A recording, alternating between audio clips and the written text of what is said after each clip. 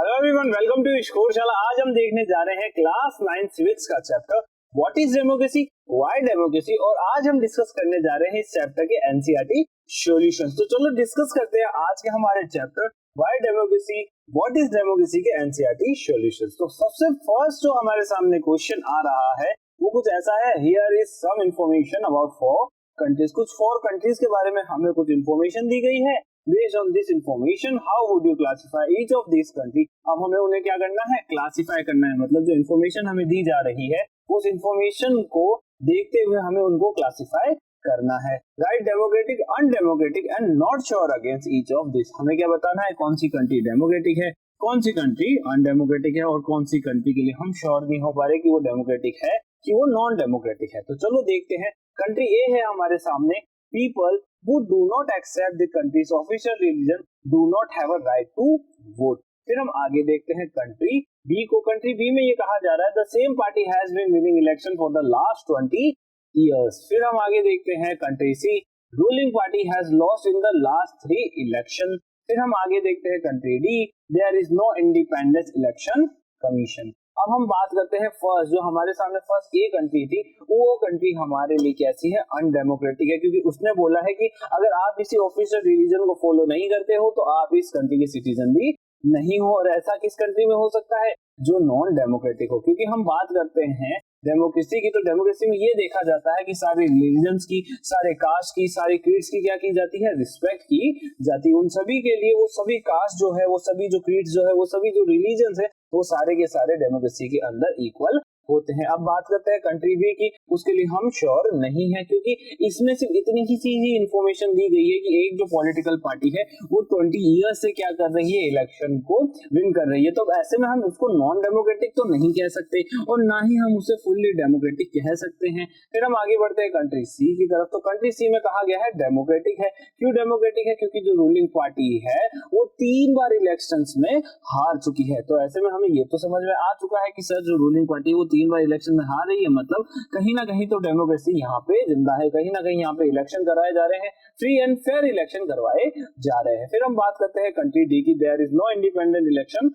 Commission. तो ऐसे में इस कंट्री को हम क्या कहेंगे, अनडेमोक्रेटिक कहेंगे। अब हम बात कर लेते हैं इलेक्शन कमीशन क्या होता है और इलेक्शन कमीशन क्या करता है। तो जैसा कि हम जानते हैं एक डेमोक्रेसी के लिए सबसे ज्यादा इंपॉर्टेंट होते हैं इलेक्शन। अब ऐसे में जो इलेक्शन होते हैं, जो कंटेस्ट करवाते हैं या फिर जो इलेक्शन कंडक्ट करवा रहा है, उस अथॉरिटी का नाम क्या है, उसका नाम है इलेक्शन कमीशन। अगर उस इलेक्शन कमीशन के ऊपर किसी दूसरी पॉलिटिकल पार्टी का इन्फ्लुएंस होगा या फिर उसके ऊपर कोई दूसरी पॉलिटिकल पार्टी क्या कर रही होगी, प्रेशर दे रही होगी और वो उससे बहुत ही ज्यादा इन्फ्लुएंस हो जाएगा, तो ऐसे में क्या होगा, जो इलेक्शन कमीशन है वो किसके फेवर में जाने लग जाएगा, उसी पॉलिटिकल पार्टी के फेवर में जाने लग जाएगा। तो ऐसे में हमें ये समझ में आता है कि ओवरऑल एक ऐसी सिचुएशन हमारे सामने बन जाएगी जिसमें वो जो इलेक्शन कमीशन है वो एक कंट्री को क्या बना देगा, नॉन डेमोक्रेटिक कंट्री बना देगा। क्यों बना देगा, क्योंकि जो इलेक्शन कमीशन है वो क्या करेगा, वो लोगों के लिए नहीं, वो उस पॉलिटिकल पार्टी के लिए काम करना शुरू कर देगा। फिर हम चलते हैं नेक्स्ट क्वेश्चन की तरफ। अब नेक्स्ट क्वेश्चन में हमें देखने को मिल रहा है here is some information about 4 countries. वही फिर से सेम क्वेश्चन है, 4 कंट्रीज के बारे में कुछ इंफॉर्मेशन दी गई है, हमें उन्हें कैटेगराइज करना है डेमोक्रेटिक, अनडेमोक्रेटिक और नॉट श्योर के अंदर। अब हम बात करते हैं कंट्री पी के बारे में। अब जो कंट्री पी है, the parliament can not pass a law about the army without the consent of the chief of army. तो क्या आप बोल सकते हैं कि ये जो कंट्री यहाँ पे डेमोक्रेसी है, क्योंकि हम ये देख पा रहे हैं कि सर यहाँ पे मिलिट्री डिक्टेटरशिप जैसा कुछ है ना, हमें ऐसा दिख रहा है, क्योंकि बिना आर्मी चीफ की इजाजत के वो कंट्री अपनी पार्लियामेंट के अंदर कोई भी लॉ को पास नहीं कर सकती। मतलब उसके ऊपर आर्मी का इन्फ्लुएंस है, मतलब वहां पे डेमोक्रेसी हमें नहीं देखने को मिल रही। फिर हम बात करते हैं कंट्री क्यू के बारे में। The parliament can not pass a law reducing the powers of the judiciary. अब ऐसे में एक पार्लियामेंट ऐसी बनाई जा रही है जो बिना है ना अपने जुडिशरी की पावर्स को रिड्यूस किए जो लॉज है उनको पास नहीं कर पा रही है। कंट्री आर में हमें देखने को मिलता है the countries leaders can not sign any treaty with another country without taking permission from its neighbouring countries. तो ऐसे में एक ऐसी कंट्री के बारे में बात की जा रही है जहां के जो लीडर्स है ना वो बिना अपनी नेबरिंग कंट्रीज के जो लीडर्स की परमिशन के, बिना उसके है ना इजाजत की क्या नहीं ले सकते, इंडिपेंडेंटली वो वहां पे डिसीजन नहीं ले सकते। फिर हम बात करते हैं कंट्री एस के बारे में। All the major economic decision about the country are taken by officials of the central bank which the ministers can not change. तो ऐसे में हम देख रहे हैं all the major economic decision, मतलब जितने भी इकोनॉमिक डिसीजंस है ना कंट्री में लिए जा रहे हैं वो सेंट्रल बैंक या फिर जो मिनिस्टर्स है वो उन्हें चेंज नहीं कर सकते हैं। तो ऐसे में हम समझ पा रहे हैं कि कहीं ना कहीं जो हमारा फर्स्ट था वो तो अनडेमोक्रेटिक हम देख ही चुके थे। फिर हम बात कर लेते हैं कंट्री जो हमें क्यों देखने को मिली थी। जो कंट्री क्यों थी, वो बिना अपनी जुडिशरी की पावर्स को रिड्यूस किए क्या कर सकती थी, पार्लियामेंट के अंदर लॉस को ला सकती थी। तो ऐसे में ये क्या है, एक सिस्टम, ये सिस्टम एक डेमोक्रेटिक सिस्टम है। और अनडेमोक्रेटिक सिस्टम हमें कहाँ देखने को मिलता है, कंट्री आर में देखने को मिलता है, जहां पे बिना नेबरिंग कंट्रीज के लीडर्स की परमिशन के उस कंट्री के जो लीडर है वो काम नहीं कर पा रहे हैं। मतलब क्या है, वहां पर डेमोक्रेसी हमें देखने को नहीं मिलती है। फिर हम बात कर लेते हैं ऑप्शन डी के बारे में। ऑप्शन डी में हमें देखने को मिल रहा है जो कंट्री ऐसे वो क्या है, अनडेमोक्रेटिक है। अनडेमोक्रेटिक क्यों है, क्योंकि जो उनके इकोनॉमिक डिसीजंस है वो कौन ले रहे हैं, सेंट्रल बैंक के ऑफिशियल ले रहे हैं। जबकि हमें ये पता है कि इकोनॉमिक डिसीजन बहुत ज्यादा मेजर डिसीजन होते हैं जो किसे लेना चाहिए, जो सिर्फ जो रिप्रेजेंटेटिव्स है, जो मिनिस्टर्स है उन्हें लेना चाहिए, जबकि वो नहीं ले पा रहे हैं। तो ऐसे में हम ये समझ चुके हैं कि ये क्या है, एक अनडेमोक्रेटिक कंट्री है। Which of this is not a good argument in favour of a democracy and why. जब हम बात करते हैं डेमोक्रेसी की तो ऐसे कौन कौन से ये आर्गुमेंट्स है जो डेमोक्रेसी को सपोर्ट नहीं कर रहे, जो डेमोक्रेसी को फेवर नहीं कर रहे, और क्यों नहीं कर रहे हो हमें उसका भी कारण बताना है। People feel free and equal in a democracy. तो जब हम बात करते हैं कि लोग अपने आप को फ्री समझते हैं, अपने आप को इक्वल समझते हैं डेमोक्रेसी के अंदर, तो हाँ ऐसा है। फिर हम देखते हैं next question, which of this is not a good argument in favour of democracy why. अब हमने देखना है कि इन चारों आर्गुमेंट्स में से ऐसा कौन सा आर्गुमेंट ऐसा है जो डेमोक्रेसी को फेवर नहीं करता है और क्यों नहीं करता है। तो पहला आर्गुमेंट ऐसा है, people feel free and equal in a democracy. तो एक डेमोक्रेसी के अंदर लोग अपने आप को फ्री समझते हैं, इक्वल समझते हैं। फिर हम बात करते हैं ऑप्शन बी के बारे में, democracy resolve conflict in a better way then others. तो ऐसे में ये देखा जा रहा है कि जो डेमोक्रेसीज है ना वो अपने कॉन्फ्लिक्ट्स को जो है वो एक बेटर वे में रिजॉल्व कर लेती है जब हम बात करते हैं अदर फॉर्म ऑफ गवर्नमेंट से। Democratic government is more accountable to the people. और जो हम सी ऑप्शन देख रहे हैं उसमें ये लिखा है कि जो हमारी डेमोक्रेटिक गवर्नमेंट है वो बहुत ही ज्यादा अकाउंटेबल होती है अपने लोगों के लिए। Democracies are more prosperous than others. तो ऐसे में जो डेमोक्रेसीज होती है वो बहुत ही ज्यादा प्रोस्परस होती है अदर पार्टी सिस्टम के अकॉर्डिंग। फिर हम देखते हैं solution, democracies are more prosperous than others. This is not a good agreement as the prosperity of a country can not be determined through its form of government. अब हम बात कर रहे हैं कि एक जो डेमोक्रेसी थी, जब हम बात करते हैं ऑप्शन डी की, तो इस ऑप्शन डी में यही लिखा है कि जो डेमोक्रेसी है वो हमेशा कैसी होती है, प्रोस्परस होती है। पर ऐसा जरूरी नहीं है, क्योंकि सर जो प्रोस्पेरिटी होती है वो डेमोक्रेसी से उसका कोई लिंक नहीं होता है, फॉर्म ऑफ गवर्नमेंट का उससे कोई लिंक नहीं होता है, but through it's economic condition. For example a democratic country like India is still developing country. तो जैसे कि हम बात कर लेते हैं इंडिया जैसी एक डेवलपिंग कंट्री में जहां पे हमें डेमोक्रेसी भी देखने को मिल रहा है, पर उसके बावजूद भी हमें प्रोस्पेरिटी इतनी देखने को नहीं मिलती है। तो हमें ये तो क्लियर हो ही गया होगा कि इकोनॉमिकली स्ट्रांग होना अलग कॉन्सेप्ट है और जो डेमोक्रेटिक फॉर्म ऑफ गवर्नमेंट का फॉर्म होना वो एक अलग कॉन्सेप्ट है। फिर हम बात कर लेते हैं नेक्स्ट क्वेश्चन की, each of these statement contains a democratic and undemocratic element. Write out the two separately for each statement. तो हर एक स्टेटमेंट के अंदर हमें क्या देखने हैं, डेमोक्रेटिक और अनडेमोक्रेटिक एलिमेंट्स देखने हैं, उनको हमें सेपरेट करना है। जो हम देख पा रहे हैं फर्स्ट जो हमारे सामने ए ऑप्शन आ रहा है उसमें हमें ये देखने को मिला, minister said that some laws have to be passed by the parliament in order to conform to the regulation decided by the world trade organisation. तो हम देख लेते हैं इसका हमारे पास सॉल्यूशन क्या है। डेमोक्रेटिक कंट्री के लिए हमारे पास जो एलिमेंट है वो है passing of the laws by the parliament. तो उसने जो बात करी है, वो मिनिस्टर ने जो बात करी है उसके अंदर passing the laws by the parliament. तो ये एक ऐसा आर्गुमेंट है जो डेमोक्रेटिक है। अनडेमोक्रेटिक कौन से हो सकते हैं, conforming to the regulation decided by the world trade organisation. तो ये कैसा आर्गुमेंट है, तो सर ये एक अनडेमोक्रेटिक आर्गुमेंट है। फिर हम आगे देखते हैं, the election commission order repolling in a constituency where large scale rigging was reported. तो अब हम देखते हैं जो सेकंड हमारा ऑप्शन है उसमें क्या डेमोक्रेटिक है और क्या नॉन डेमोक्रेटिक है। तो डेमोक्रेटिक ऐसे सही है, the order to repoll by the election commission. तो ऐसे में जो इलेक्शन कमीशन रीपोल करवा रहा है, मतलब इलेक्शन कंडक्ट हो चुका है, उसमें कोई कमी देखी गई थी जिसके कारण उस इलेक्शन को वापस से कराया जा रहा है, उसे ही हम रीपोल कहते हैं। तो रीपोल जो करवाया जा रहा है वो एक डेमोक्रेटिक कंडीशन है। जबकि हम बात करते हैं अनडेमोक्रेटिक कंडीशन की, तो उसमें हमें ये देखने को मिलता है large scale rigging was reported, मतलब कोई ना कोई छेड़छाड़ इलेक्शन से की गई थी। फिर हम बात करते हैं थर्ड ऑप्शन सी के बारे में, women's representation in the parliament has barely reached 10%. This led to women's organization to demand 1/3 seats of for women. तो ऐसे में जो वुमेन्स का पार्टिसिपेशन पार्लियामेंट में देखा जा रहा है वो मुश्किल से 10% है, तो इसीलिए जो वुमेन्स है वो क्या कर रही है,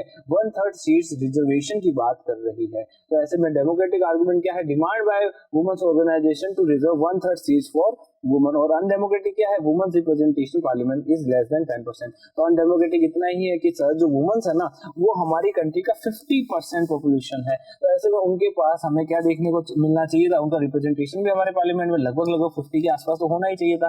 पर जब हम बात करते हैं एक्चुअल हमारे रिप्रेजेंटेशन की, तो वो महिलाओं का लगभग 10% ही, मतलब बहुत ज्यादा कम जो महिलाएं हैं वो क्या करती है, रिप्रेजेंट करती है अपनी कंट्री को, अपनी सोसाइटी को। Which of these is not a valid reason for arguing that there is a lesser possibility of famine in a democratic country? जब हम बात करते हैं फेमाइन की, तो एक डेमोक्रेटिक कंट्री के अंदर फेमाइन आने की जो लेसर पॉसिबिलिटीज है उसके लिए क्या क्या वैलिड पॉइंट्स हो सकते हैं वो हमें डिस्कस करने हैं। Opposition parties can draw attention to hunger and starvation, option ये बहुत ज्यादा सही है। फिर ऑप्शन बी की तरफ चलते हैं, free press can report suffering from famine in different parts of the country. तो ऐसे में गवर्नमेंट के ऊपर एक प्रेशर बनेगा और गवर्नमेंट को क्या करना पड़ेगा, फेमाइन को हटाने के लिए, फेमाइन को खत्म करने के लिए एक्शन उन्हें लेना ही पड़ेगा।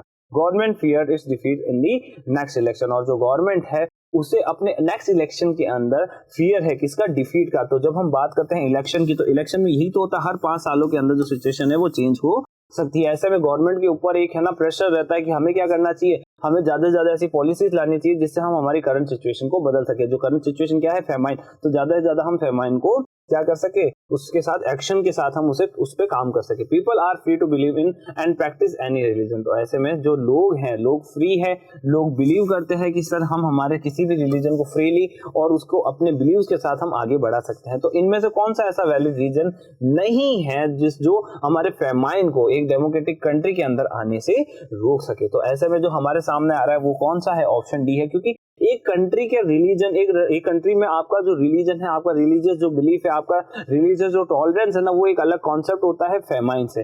People are free to believe in and practise any religion is not a valid reason because there are lesser chances for famine to take place in a democratic country, क्योंकि इसके कारण हमारा जो एक डेमोक्रेटिक कंट्री है उसके अंदर famine आने के जो चांसेस है वो बहुत ही ज्यादा कम है, मतलब ये एक वैलिड पॉइंट नहीं है। This is because practising of religion is not at all related to famine, तो ऐसे में रिलीजन की प्रैक्टिस जो है उसका फेमाइन से कोई भी रिलेशन नहीं है। अब हम बात कर लेते हैं नेक्स्ट क्वेश्चन की। There are 40 villages in a district where the government has made no provision for drinking water. हमारे सामने ऐसे 40 विलेजेस देखने को मिल रहे हैं जिसमें हमें क्या देखने को मिलता है, जिसमें हमें ड्रिंकिंग वाटर का एक है ना प्रोविजन नहीं देखने को मिलता है। Villagers met and consider many methods by forcing the government to respond their need. अब जो विलेजर्स होते हैं उन्हें क्या चाहिए, ड्रिंकिंग वाटर चाहिए, और उसके लिए वो कई सारे मेथड्स का यूज करते हैं ताकि गवर्नमेंट जो है वो उनकी मांग, उनकी जो नीड है उसकी तरफ रिस्पॉन्ड करे। Which of this is not a democratic method. तो अब ऐसे में वो जो लोग हैं जिन्हें ड्रिंकिंग वाटर की जरूरत है, नीड है, अब उसके लिए ऐसे कौन कौन से तरीके हो सकते हैं जो वो यूज कर सकते हैं ताकि जो गवर्नमेंट है वो उनके लिए रिस्पॉन्ड करे। पर सारे जो तरीके हैं वो कैसे होने चाहिए, डेमोक्रेटिक होने चाहिए। पर हमें कौन सा मेथड बताना है, जो नॉन डेमोक्रेटिक मेथड है अपनी नीड्स को फुलफिल कराने का। Filing a case in the courts claiming that water is part of the right to life. तो सर ये वाला आर्गुमेंट तो सही है और डेमोक्रेटिक वे है, क्योंकि लोगों ने क्या किया है, केस फाइल किया है कोर्ट के अंदर, तो ये एक डेमोक्रेटिक वे है। Boycotting the next election to give a message to all parties, साथ ही साथ बॉयकॉट करने चाहिए हमें नेक्स्ट इलेक्शन ताकि हम है ना ऑल पार्टीज को मैसेज दे सके कि हमें किसकी जरूरत है, हमें ड्रिंकिंग वाटर की जरूरत है और हमारी इस जरूरतों को आपको पूरा करना चाहिए। तो ऐसे में हम ये समझ सकते हैं कि ये भी एक डेमोक्रेटिक आइडिया है। Organising public meetings against the government's policies, तो हाँ मीटिंग्स ऑर्गेनाइज करना भी सही है कि हाँ आप मीटिंग्स को ऑर्गेनाइज कर सकते हो ताकि आप गवर्नमेंट पॉलिसीज जो है उसको क्रिटिसाइज कर सको, साथ ही साथ उसके लिए आप ऑर्गेनाइजेशन एसोसिएशन भी फॉर्म करा सको। फिर हम बात करते हैं डी के बारे में, तो सी भी सही था। अब हम बात कर लेते हैं D, paying money to government official to get water. तो ऐसे में जो गवर्नमेंट ऑफिशियल से उनको क्या पे करना पड़ रहा है, मनी पे करना पड़ रहा है, मतलब करप्शन। तो ये क्या है, एक नॉन डेमोक्रेटिक मेथड है अपनी नीड्स को फुलफिल कराने का। Paying money to government official to get water is an undemocratic method, और ये क्या है, एक अनडेमोक्रेटिक मेथड हमारे सामने। अब हम चलते हैं नेक्स्ट क्वेश्चन की तरफ। नेक्स्ट क्वेश्चन में हमें देखने को मिल रहा है write a response to the following arguments against democracy. अब हमें क्या करना है, हमें डेमोक्रेसी के अगेंस्ट में जो आर्गुमेंट्स हमें देखने को मिल रहे हैं उसके लिए हमें कुछ रिस्पॉन्स करना है। पॉइंट ए हमें देखने को मिल रहा है, army is the most discipline and the corruption free organisation in the country, therefore the army should rule the country. तो सबसे पहला जो हमें ऑब्जर्वेशन देखने को मिल रहा है उसमें हम ये देख पा रहे हैं, ये कहा जा रहा है कि सर आर्मी जो है वो कैसी है, आर्मी करप्शन फ्री है, साथ ही साथ जो हमारी आर्मी है वो बहुत ज्यादा डिसिप्लिन है, इसीलिए उन्हें क्या करना चाहिए, उन्हें रूल करना चाहिए। तो क्या ये एक डेमोक्रेसी के लिए अच्छा है कि वहां पे जो आर्मी है वो वहां के लिए रूलर बने? तो नहीं, क्योंकि जो आर्मी है, आर्मी के जो ऑफिशियल्स है उन्हें किसी भी पीपल ने, किसी भी जनता ने उन्हें इलेक्ट नहीं किया है, जिसके कारण हम ये समझ सकते हैं जब जनता ने ही इलेक्ट नहीं किया है, और डेमोक्रेसी तो शासन ही जनता का है और जनता का कोई रोल ही उन्हें इलेक्ट करने में नहीं है, तो ऐसे में सर उनका जो पार्टिसिपेशन है गवर्नमेंट में वो बहुत ही ज्यादा गलत है, बहुत ही ज्यादा अनडेमोक्रेटिक है। Rule of the majority means the rule of ignorant people, what we need is the rule of the wise even if they are a small numbers. तो ऐसे में हमें ये समझ में आता है कि हमें रूल ऑफ मेजोरिटी नहीं चाहिए, हमें रूल ऑफ वाइस चाहिए, मतलब समझदार लोग हमारे पावर के अंदर आने चाहिए, समझदार जो लोग हैं वो रूल करने चाहिए, ताकि लोगों को ये पता चल सके कि हमें ज्यादा से ज्यादा क्या करना चाहिए, हमें ज्यादा से ज्यादा ऐसे डिसीजंस लेने चाहिए जो सबके लिए ही अच्छे हो। If you want religious leaders to guide us in spiritual matters, why not invite them to guide us politics as well, the country should be ruled by religious leaders. तो जब हम बात करते हैं रिलीजियस लीडर्स की, तो religious leaders जो होते हैं वो हमें स्पिरिचुअल आइडियाज देते हैं, तो ऐसे में हमें क्यों ना उन्हें ही क्या बना देना चाहिए, कंट्री का लीडर बना देना चाहिए। फिर हम बात करते हैं एक एक ऑप्शन की, एक एक ऑप्शन के रिस्पॉन्स की। तो जैसे कि सबसे पहले ऑप्शन में हमने देखा था कि आर्मी को क्या दे देना चाहिए, हमें रूल दे देना चाहिए, आर्मी को ही हमारी कंट्री गवर्न करनी चाहिए। तो ऐसे में इसके लिए क्या रिस्पॉन्स हो सकता है, though the army the most discipline and corruption free organisation in the country. हाँ, हम ये जरूर मानते हैं कि जो हमारी आर्मी है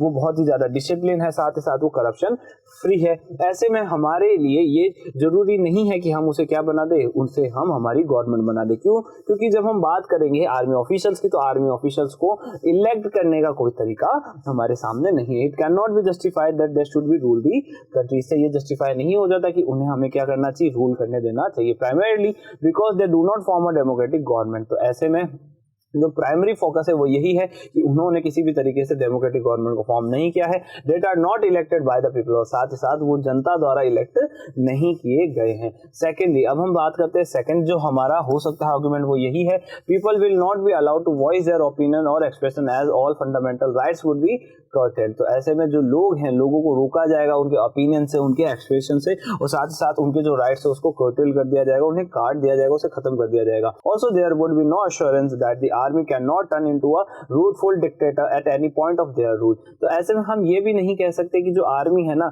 वो किसी न किसी पॉइंट पे जाके डिक्टेटरशिप ना बन जाए। तो ऐसे में हमें ये तो समझ में आ चुका है कि जो आर्मी है ना, आर्मी को हमें आर्मी की जगह ही काम करने देना चाहिए, आर्मी वहीं ही ठीक है सर, उसको आर्मी को हमें कहाँ नहीं लेके आना चाहिए, आर्मी को हमें हमारे रूल में नहीं लेके आना चाहिए। For example, the people of Chile suffered under the rule of general Augusto Pinochet. तो जैसे कि हम बात कर लेते हैं एग्जाम्पल की, तो एग्जाम्पल हमें मिलता है चिले का। चिले के जो हमारे लोग थे, हमारे, उन्हें किससे सफर करना पड़ा था, उन्हें जनरल अगस्टो के एक डिक्टेटरशिप से उन्हें सफर करना पड़ा था। फिर हम आगे देखते हैं, be such a thing would be against the principle of the universal adult franchise, wherein every person above the age of 18 years in our country, irrespectively of religion, caste, sex, socio-economic background, has the right to vote। तो ऐसे में हम बात करते हैं universal adult franchise की। आखिर universal adult franchise क्या होता है? तो जैसा कि हम देख पा रहे हैं, यूनिवर्सल का मतलब होता है सभी के लिए, एडल्ट का मतलब होता है जो भी 18 प्लस हो, फ्रेंचाइज मतलब वोटिंग राइट्स होने चाहिए। जो भी एडल्ट है 18 प्लस है उसके पास क्या होने चाहिए, उसके पास वोटिंग राइट्स होने चाहिए। Everyone has the right to principally equally in the formation of the government. तो ऐसे में जब हम बात करते हैं गवर्नमेंट के फॉर्मेशन के लिए, तो सर गवर्नमेंट के फॉर्मेशन के लिए सभी के पास इक्वल राइट्स होने चाहिए, उनके लिए पॉलिटिकल इक्वालिटी उनके पास होनी चाहिए। Therefore ignoring some section of society would be unfair. ऐसे में कुछ सेक्शन ऑफ सोसाइटी को इग्नोर करना हमारे लिए गलत हो सकता है। Moreover wise man need not to be necessarily good administrator. तो ऐसे में जो वाइस मैन है जरूरी नहीं है कि वो क्या बने, गुड एडमिनिस्ट्रेटर भी बने, क्योंकि गुड एडमिनिस्ट्रेटर बनने के लिए जो क्वालिटीज हमें चाहिए होती है वो कुछ अलग होती है। फिर हम बात कर लेते हैं सी, जब हमने देखा था रिलीजियस लीडर्स को, क्योंकि रिलीजियस लीडर्स को क्या बना देना चाहिए, उन्हें भी हमारा लीडर बना देना चाहिए, क्योंकि वो हमें स्पिरिचुअल एक है ना असेसमेंट देते हैं। Those who say that the country should be ruled by religious leader are making a very risky statement। जो भी लोग ऐसा मानते हैं कि हमें रिलीजियस लीडर्स को क्या बना देना चाहिए, उन्हें हमें रूलर बना देना चाहिए, तो उनका ये जो स्टेटमेंट है ये बहुत ही ज्यादा risky, because in a multi religious country bringing religious into politics can cause a serious conflict among the people. तो ऐसे में जो हमारी हमारी मल्टी रिलीजियस कंट्री है, अगर उसके अंदर हम किसी एक रिलीजन से ताल्लुकात रखने वाले किसी एक स्पिरिचुअल लीडर को लीडर बना देते हैं, तो हो सकता है कि उस कंट्री के जो अदर लीडर्स है या फिर हम बात करें उस कंट्री के जो अदर ग्रुप्स है ना, उन्हें ये चीज पसंद ना आए और उसके कारण वहां पे क्या होने शुरू हो जाए, वहां पे कंफ्लिक्ट होना शुरू हो जाए। Moreover religious leaders can bringing trouble to the country due to their mutual conflict of ideologies. और साथ ही साथ जो रिलीजियस लीडर्स हो सकते हैं वो क्या करेंगे, वो ज्यादा से ज्यादा कंट्री के अंदर आइडियोलॉजीज डिफरेंस कर देंगे, मतलब आइडियोलॉजी के अंदर डिफरेंस लेके आ जाएंगे, जिससे ज्यादा से ज्यादा लोगों के बीच में क्या होना शुरू हो जाएंगे, डिस्क्रिमिनेशन होना शुरू हो जाएंगे।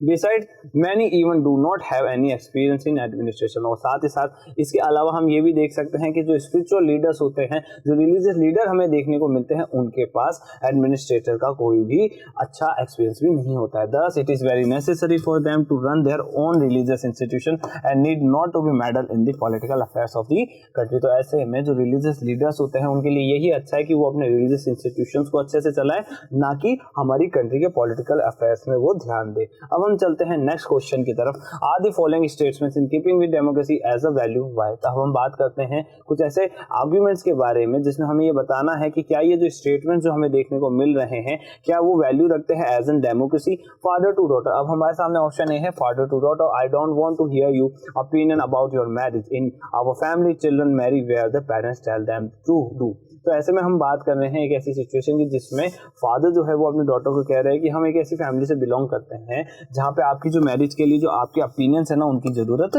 नहीं है। हमारी फैमिली में जो पेरेंट्स ने कह दिया वही आपको करना पड़ेगा, मतलब अरेंज मैरिज की बात की जा रही है। टीचर्स, अब हम चलते हैं ऑप्शन बी की तरफ, टीचर टू स्टूडेंट। अब टीचर जो है वो स्टूडेंट को कहते हैं do not disturb my concentration by asking me question in the classroom. जो टीचर्स है वो कह रहे हैं स्टूडेंट को कि आप क्वेश्चन करके हमें डिस्टर्ब नहीं कर सकते हो। तो ऐसे में उनके कहीं ना कहीं राइट्स का क्या किया जा रहा है, उनके राइट्स को कर्ब किया जा रहा है। क्यों? क्योंकि जब तक बच्चों से क्वेश्चन नहीं होंगे, जब तक ये नहीं समझ में आएगा कि आखिर बच्चों की प्रॉब्लम क्या है, तब तक हम कैसे उनकी प्रॉब्लम्स को रिजॉल्व कर पाएंगे। तो इसीलिए ये जो टीचर टू स्टूडेंट वाला हम कॉन्सेप्ट देख रहे हैं वो भी गलत है। एम्प्लॉय टू द ऑफिसर, जो एम्प्लॉयज है वो ऑफिसर को कह रहे हैं our working hours must be reduce according to the law. अब जो एम्प्लॉयज उनका यही कहना है कि हमारे जो वर्किंग आवर्स है उन्हें क्या कर देना चाहिए, उन्हें कम कर देना चाहिए। अब कैसे कम कर देना चाहिए, जैसे कि हमें एक फीचर देखा गया है, जैसे कि हमने एक शेड्यूल देखा है, उसके अकॉर्डिंग हमें हमारा वर्क आवर को कम कर देना चाहिए। फिर हम आगे देखते हैं कुछ स्टेटमेंट्स को। जो फर्स्ट स्टेटमेंट हमने देखी थी, फर्स्ट स्टेटमेंट में हमने यही तो देखी थी कि आपको क्या करनी होगी, आपको अरेंज मैरिज करनी होगी। आप जो है हमारी फैमिली के एक पार्ट हो, आप हमारी फैमिली के पार्ट होने के कारण जहां हम कहेंगे आपको वहीं पे ही क्या करनी पड़ेगी, शादी करनी पड़ेगी। ऐसा एक फादर ने अपनी डॉटर से कहा। तो हम इस स्टेटमेंट को देख लेते हैं। The statement made is an undemocratic statement. ये एक अनडेमोक्रेटिक स्टेटमेंट है, क्योंकि जब हम बात करते हैं डेमोक्रेसी की, तो डेमोक्रेसी के अंदर यही देखा गया है हर किसी के पास क्या है, फ्रीडम है, हर किसी के पास फ्रीडम ऑफ चॉइस है। तो ऐसे में कोई भी किसी दूसरे व्यक्ति को क्या नहीं कर सकता, फोर्स नहीं कर सकता। तो ऐसे में as the girl is being denied as an opportunity to voice her opinion and choose her partner. तो ऐसे में एक लड़की के पास, एक गर्ल के पास इतना अधिकार है, उसके पास इतने राइट्स है कि वो अपनी आवाज उठा सकती है, अपने ओपिनियन सामने रख सकती है और साथ ही साथ ही बता सकती है कि उसे किसके साथ अपनी लाइफ स्पेंड करनी है। As per our constitution every citizen who is 18 और above has the right to marry according to his choice. तो ऐसे में हमारा जो कॉन्स्टिट्यूशन है, हमारा कॉन्स्टिट्यूशन यही कहता है कि अगर कोई व्यक्ति 18 प्लस है, मतलब वो भले ही गर्ल है भले ही वो बॉय है, तो वो क्या कर सकता है, वो अपना right to according to his choice, मतलब वो अपने अकॉर्डिंग क्या कर सकता है, चॉइस के अकॉर्डिंग वो अपने शादी कर सकता है, मैरिज कर सकता है। अब हम चलते हैं नेक्स्ट स्टेटमेंट की तरफ। The statement made is undemocratic as the student is being denied to the right to ask question clearly his doubts. तो ऐसे में जो सेकंड जो हमारे सामने क्वेश्चन आया था, या फिर सेकंड जो हमारे सामने स्टेटमेंट आया था, उसमें हमने यही तो देखा था कि बच्चों को डिनाई किया जा रहा था कि आप क्या नहीं कर सकते, आप हमसे क्वेश्चन नहीं पूछ सकते। तो ऐसे में हम ये समझते हैं कि जब आप किसी को रोक रहे हो, रिस्ट्रिक्ट कर रहे हो, तो आप उसका राइट टू एक्सप्रेशन को क्या कर रहे हो, रिस्ट्रिक्ट कर रहे हो, और ये एक अनडेमोक्रेटिक वे है। फिर हम चलते हैं the best the teacher can do is to ask the student to ask his query at the end of the lecture, however stopping him from doing so is uncorrect. तो ऐसे में जो टीचर है उसको बेस्ट ये करना चाहिए था कि उससे ये बोल देना चाहिए था कि आप एक काम करिए, एंड में अपना क्वेश्चन लेके आ जाइएगा, कोई दिक्कत वाली बात नहीं है। पर ऐसा डायरेक्टली उसको मना कर देना कि आप क्वेश्चन पूछ ही नहीं सकते, वो बहुत ही ज्यादा गलत है। अब हम बात करते हैं जो हमारा लास्ट लास्ट स्टेटमेंट है जिसमें एक जो एम्प्लॉय है उसने अपने ऑफिसर से कहा कि आप क्या करिए, आप हमारे वर्किंग आवर जो है रिड्यूस करिए अकॉर्डिंग टू लॉ, जैसा हमारा कानून कह रहा है उसके अकॉर्डिंग आप भी काम करिए। The statement made is a democratic statement because here the employees are asking for their fundamental rights. इस स्टेटमेंट के अंदर यही देखा गया था कि जो एक एम्प्लॉय है उसने अपने ऑफिशियल से अपने फंडामेंटल राइट्स की डिमांड करी थी, जो कि बहुत ज्यादा डेमोक्रेटिक है with in the norms of the company. अब जब हम बात करते हैं कंपनी के नॉर्म्स की, तो ये देखा जाता है कि कंपनी के जो नॉर्म्स होते हैं उसके अकॉर्डिंग कोई भी एम्प्लॉय अपने ऑफिशियल से रिक्वेस्ट कर सकता है अपनी जो स्टेटमेंट है उसको लेके। अब हम चलते हैं नेक्स्ट क्वेश्चन की तरफ। Consider the following facts about a country and decide if you call it a democracy, give reasons to support your decision. तो अब ऐसे में हम बात करने जा रहे हैं कुछ ऐसी कंट्रीज की जिसमें हमें ये बताना होगा क्या ये जो कंट्रीज है क्या ये डेमोक्रेसी है कि ये डेमोक्रेसी नहीं है, और इसी के साथ साथ हमें ये भी बताना है कि सर हम ऐसा आर्गुमेंट क्यों दे रहे हैं, हम ऐसी बात हम क्यों कर रहे हैं। अब हम चलते हैं ऑप्शन ए की तरफ। All the citizen of the country have the right to vote, election are held regularly. हमें एक ऐसी कंट्री के बारे में बात की जा रही है जहां पे हर एक जो सिटीजन है वो इक्वल है, साथ ही साथ उस कंट्री के अंदर जितने भी इलेक्शन हमें देखने को मिलते हैं वो रेगुलर बेसिस पे हमें देखने को मिल रहे हैं। फिर हम बात कर लेते हैं इसके सॉल्यूशन की। Two important features of democracy are regular election and universal adult franchise. तो जो डेमोक्रेसी होती है उसके दो ही तो इंपॉर्टेंट फैक्टर्स होते हैं, दो ही तो इंपॉर्टेंट डेमोक्रेसी के फीचर्स है, एक तो है इलेक्शन और दूसरा यूनिवर्सल एडल्ट फ्रेंचाइज। और दोनों ही हमें उस कंट्री में देखने को मिल रहे हैं, इसलिए वो क्या है, एक डेमोक्रेटिक कंट्री है। फिर हम बात करते हैं आगे ऑप्शन बी की तरफ। The country took a loan from international agencies, one of the condition for the given loan was that the country would reduce it's expense on education on health. तो अब ऐसे में एक कंट्री के बारे में बात की जा रही है जिसने इंटरनेशनल इंस्टीट्यूशन से क्या लिया है, उसने उससे लोन लिया है और उसने ऐसा कमिटमेंट किया है कि अगर आप हमें लोन देंगे तो हम हमारा जो हेल्थ है उसके ऊपर एक्सपेंडिचर हम कम कर देंगे, हेल्थ और एजुकेशन पे एक्सपेंडिचर कम करके हम आपको आपका लोन पे कर देंगे। तो ये क्या है, एक अनडेमोक्रेटिक वे है, ये डेमोक्रेटिक वे नहीं है, क्योंकि आपने लोगों का, जनता का ही शासन जनता के लिए ही था और आपने जनता के लिए जो हेल्थ और एजुकेशन है उसका जो एक्सपेंस है आपने उसको कम कर दिया गया है। तो ऐसे में जो जनता है उसे वो सब चीजें नहीं मिल पाएगी जो उसे मिलनी चाहिए थी, because it is undemocratic action to reduce expense at the cost of the people. क्योंकि जनता के लिए ये सारी चीजें बनाई जा रही है और आप जनता से ही उसके राइट्स ले रहे हो। अब हम चलते हैं ऑप्शन सी की तरफ। People speak more than 7 languages but education is available only in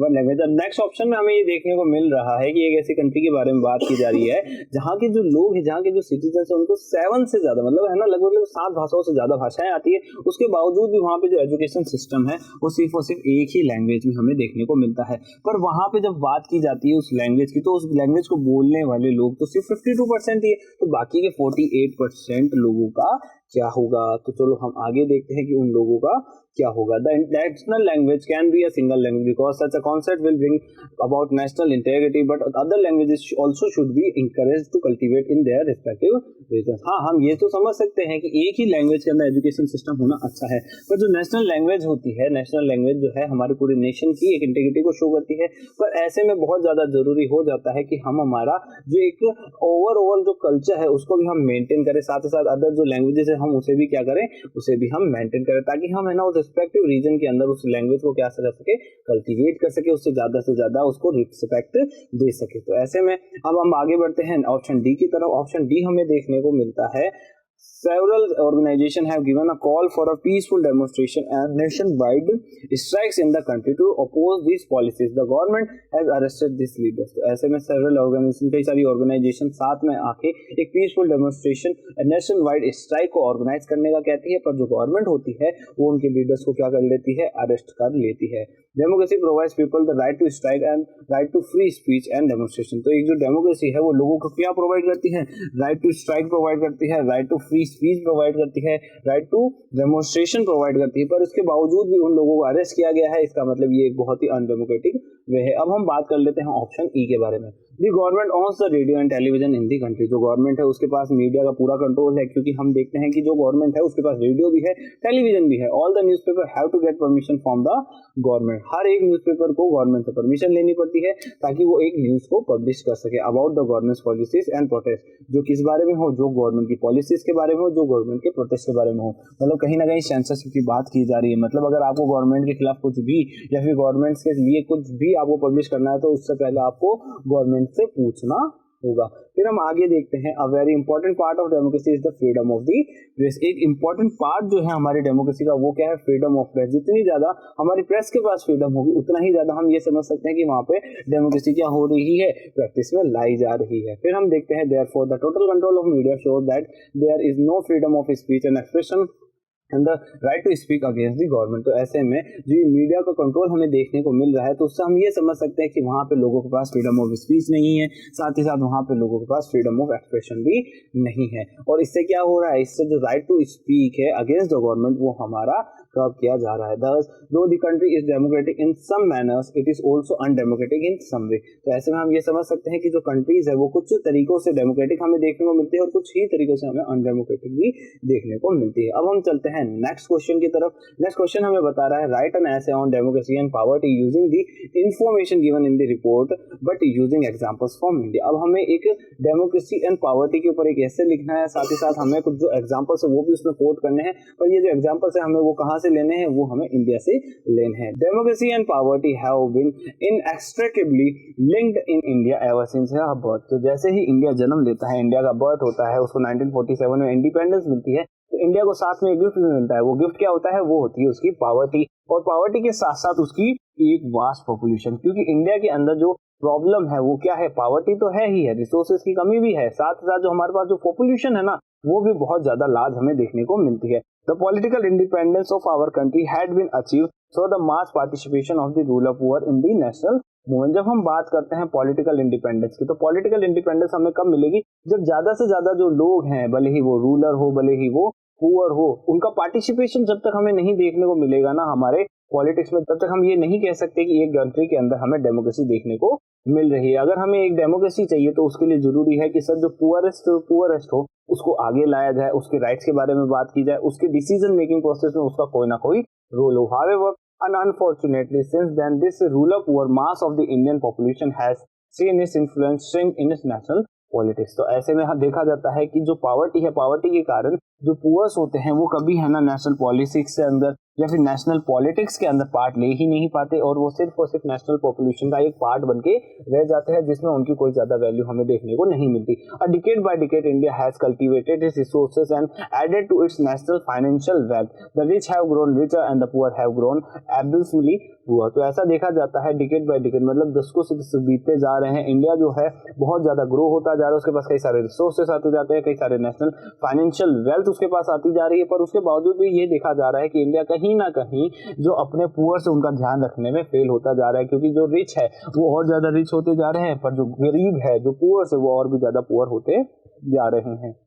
फिर हम आगे देखते हैं, we have the distinction of being the largest democracy in the world. जब हम बात करते हैं इंडिया की, जब हम बात करते हैं इंडिया की डेमोक्रेसी की, तो ये लार्जेस्ट इन दी वर्ल्ड है, क्योंकि हमारे पास डेमोक्रेसी के साथ साथ एक ऐसी पॉपुलेशन है जो पूरे वर्ल्ड में सेकंड पोजीशन पे आती है। But we are also one of the world's poorest country. पर इसी के साथ साथ हम पूरे वर्ल्ड की पुअरेस्ट कंट्रीज की लिस्ट में भी हैं, साथ ही साथ with gaping economic cleavages within our society. और इसी के साथ साथ हमारी सोसाइटी के अंदर इकोनॉमिक क्लीवेजेस देखे जाते हैं। इसका मतलब यही है कि हमारे कई सारे गैप्स हमें सोसाइटी में देखने को मिलते हैं, कई सारे रिचेस हमें देखने को मिलते हैं, अपर क्लासेस हमें देखने को मिलती है, मिडिल क्लास भी हमें देखने को मिलती है, और साथ ही साथ लोअर क्लास भी हमें इंडियन सोसाइटी में देखने को मिल ही जाती है। The inequality of income is a concern that gets reflected directly in the operation of the democratic process of our republic. जब भी हम बात करते हैं इनइक्वालिटी ऑफ इनकम की, मतलब जब हम बात करते हैं इनइक्वालिटीज की, तो इनइक्वालिटीज जो है इंडिया के अंदर बहुत ज्यादा देखी जाती है। जब हम बात करते हैं इनकम की, तो इनकम के अंदर भी इनइक्वालिटी इंडिया के अंदर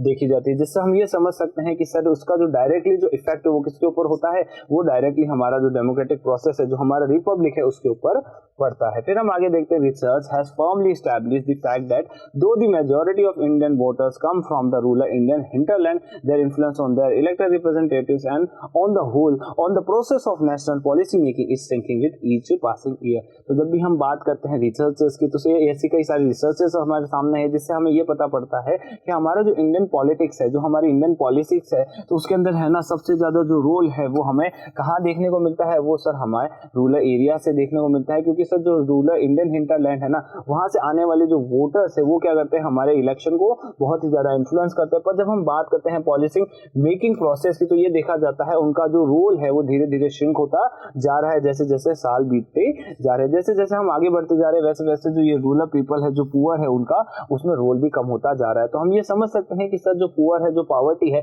उसने कहीं ना कहीं लोगों के लिए जो एक लैंडस्केप है उसको बहुत ज्यादा श्रिंक कर दिया। उनके पास अब इतनी जगह नहीं है, इतनी सोचने का उनके पास समय नहीं है जिससे वो ज्यादा से ज्यादा कंट्री के बारे में सोच सके, ज्यादा से ज्यादा अपने एक है ना इस रूम को, इस स्पेस को बड़ा करने के बारे में वो सोच सके। फिर हम आगे देखते हैं, on the other hand the richer section of our society though they do not necessarily vote or have any discernible concern for their civic responsibilities. जब हम बात करते हैं रिचर्स की, जब अभी हमने क्या देखा कि जो हमारे पुअर्स है, जो हमारे रूलर्स है, जो रूलर हिंटरलैंड से आने वाले जो पुअर्स है, जो लोग है ना, वो क्या करते हैं, वो है ना हमारे इलेक्शन को बहुत ज्यादा सीरियस लेते हैं, पर पॉलिसी मेकिंग प्रोसेस के अंदर उनका कोई रोल नहीं होता। पर जब हम बात करते हैं रिचर्स की, तो सर जो रिच होते हैं वो क्या करते हैं, वो वोटिंग भी नहीं करते हैं। कई बार ऐसा देखा गया है कि सर उन्होंने वोट की इतनी वैल्यू भी नहीं समझी है, पर उसके बावजूद भी जब हम बात करते हैं पॉलिसी मेकिंग की, तो सर पॉलिसी मेकिंग के अंदर उनका एक बड़ा पार्ट, एक उनका बड़ा इन्फ्लुएंस देखा जाता है। तो हम ऐसे में समझ सकते हैं जो हमारा एक पार्ट फॉर्म कर रहा है, जो हमारा बेस फॉर्म कर रहा है, उसको हम कहीं ना कहीं इग्नोर करते जा रहे हैं। पर जब हम बात करते हैं रिचर्स की, जिन्होंने कई बार ऐसा भी देखा गया है वोट भी नहीं दिया है, उसके बावजूद भी उनकी जो वैल्यू है, जो हमारी सोसाइटी में उनकी वैल्यू है, साथ ही साथ जो हमारी डेमोक्रेसी में उनकी जो वैल्यू है, वो धीरे धीरे बढ़ती जा रही है। उनका इन्फ्लुएंस भी हमारी जो पॉलिसीज है उन पर बढ़ता जा रहा है। Exercise leverage on the policy making in this country grossly disproportionate to their actual size in the population. तो ऐसे में ये देखा जाता है कि हमारी पॉपुलेशन का लगभग जो 90% जो लोग है ना, वो कहते हैं वो पुअर है, पर उसके बावजूद भी ये जो पुअर है उनका जो इन्फ्लुएंस है ना हमारी गवर्नमेंट के ऊपर, या फिर हम बात कर लेते हैं पॉलिसीज के ऊपर, तो वो कितना है, वो लगभग 40 to 50% है। पर जब हम बात करते हैं हमारे जो रिचेस है, जिनका परसेंटेज है लगभग 10%, उनका जो इन्फ्लुएंस है गवर्नमेंट के ऊपर, इन लोगों के ऊपर, वो लगभग 50% के आसपास है। तो हम ये समझ सकते हैं कि सर जो रिचेस है वो अपनी मनी से क्या कर रहे हैं, ओवरऑल सिस्टम को, ओवरऑल गवर्नमेंट पॉलिसीज को क्या कर रहे हैं, इन्फ्लुएंस कर रहे हैं।